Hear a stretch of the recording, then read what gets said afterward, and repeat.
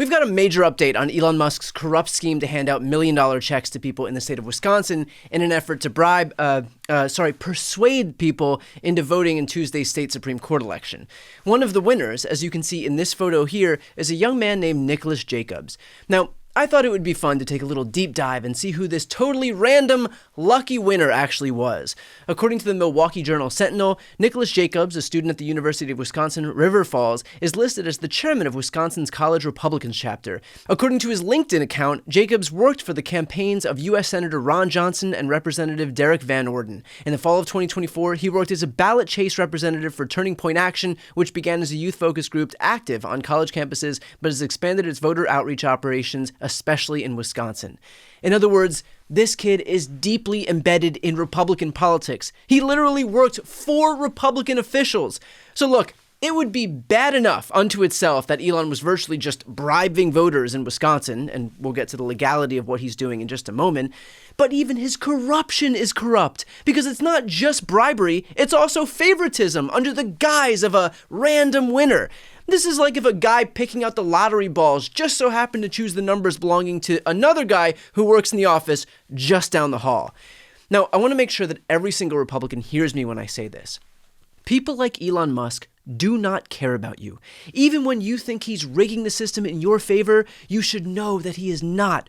Regular people do not win in a system propped up by billionaires. Their friends do, their donors do, their operatives do.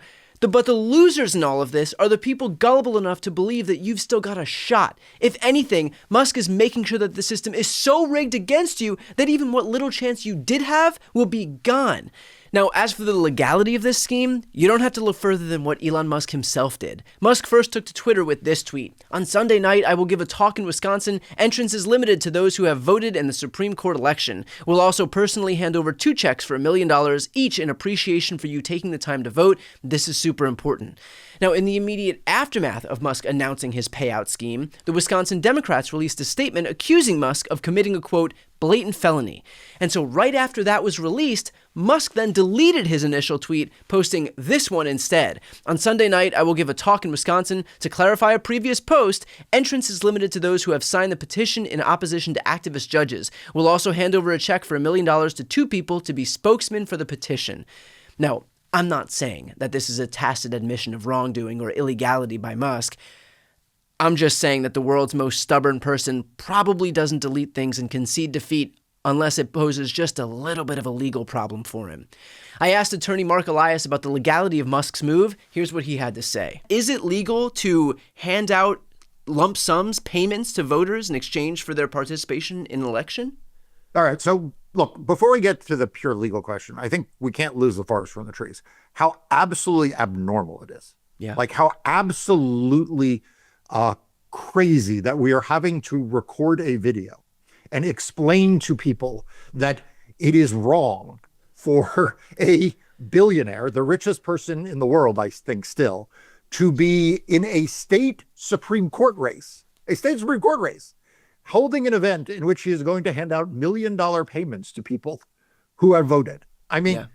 Brian, this is nuts. Yeah. This is absolutely corrosive to democracy. It's dystopian.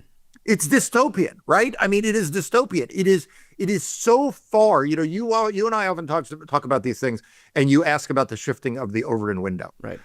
Several years ago, I can't remember whether it was the first Obama election or the second Obama election, the right wing got very angry. Wait for it. The right wing got very angry with Starbucks because Starbucks said they would give a free cup of coffee to people who showed up with an I voted sticker. Yeah. And the right wing was convinced that Starbucks was in the bag for Obama because it was a coffee house. In retrospect, what I realize now is Starbucks shouldn't have handed out coffee. They should have handed out $1 million checks to people. And then the right-wingers would have been completely fine with it. Right. And so Starbucks had to essentially, as I recall, walk it back and be like, oh, we are, anyone can come in that day and get a cup of coffee. We're not trying to buy voting.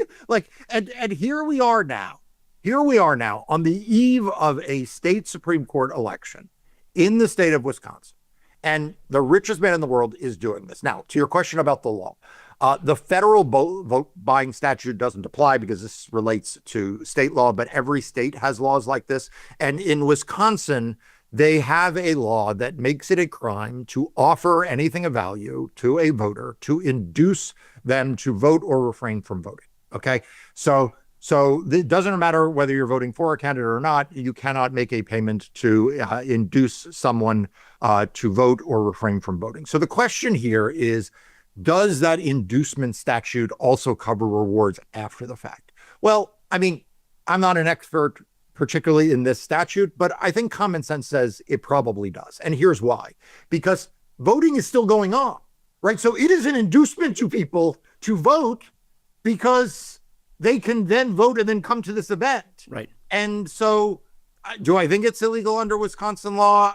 I suspect it is. I think it will be certainly looked at.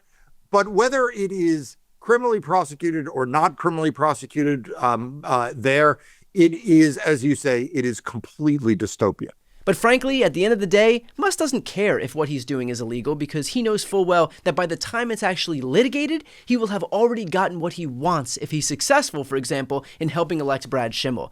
And let's be clear, what he wants is a Republican court in place that will not lift a finger to regulate him or his businesses, as Susan Crawford, the liberal candidate for the Wisconsin Supreme Court, explains here. Elon Musk's company Tesla has a case that's working its way through the court system in Wisconsin. One that, so there's maybe a financial stake in this for Elon Musk. That's one explanation. Again, my message to Americans remains the same. Elon may frame himself as some benevolent patriot who's looking out for you. He's looking out for himself. Everything he's done in government thus far has redounded first and foremost to his own benefit. Every single agency that he's gutted was an agency investigating or regulating or fining him or Tesla or SpaceX or Starlink. The greatest con in America right now is the richest man in the world convincing the working class, the kinds of people that Elon Musk has stepped over to make his fortune, that he's looking out for them, when in reality, every single action he's taken will only serve to enrich him and him alone further. Do not listen to what Elon says, watch what he does. And finally, the most important point of all, if you know anyone in Wisconsin, now is when we need you to do the hard work of reaching out to those people and making sure they have a plan to vote. Every single person matters. So if you're mad about Medicaid or food stamps or veteran firings or cancer research being defunded, if you're mad that the market is tanking and your 401k is plummeting and the economy is set to contract and a recession is on the horizon, if you're mad that the only thing this administration is spending its time on, despite promises that Trump would lower costs on day one, is trying to invade Greenland and Canada and Panama, if you are mad that the richest man in the world thinks that he can straight up buy our entire democracy out from underneath us, then this is your outlet. This is how you fight back. Wisconsin is the whole ballgame right now, but it's on all of us to play a role. We have less than 24 hours here to vote. Let's win the momentum as we head into midterms and fight to take this country back. Before you go, first, if you enjoyed this content and you want to see more and support independent media, please subscribe to this channel. The subscribe button will be right here on the screen.